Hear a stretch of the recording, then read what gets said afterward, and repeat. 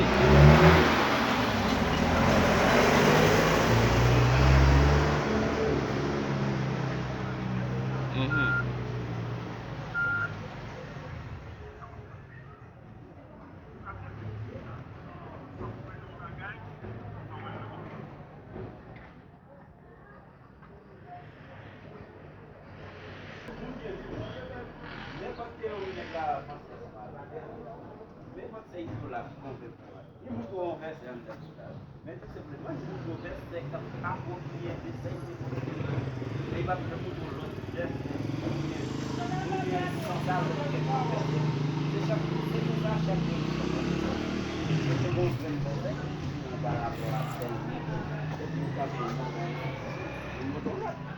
kon sa e gwen verse a konvenkan e pi yo pou yon moun an sa maten, yo vote yon tou an sa maten.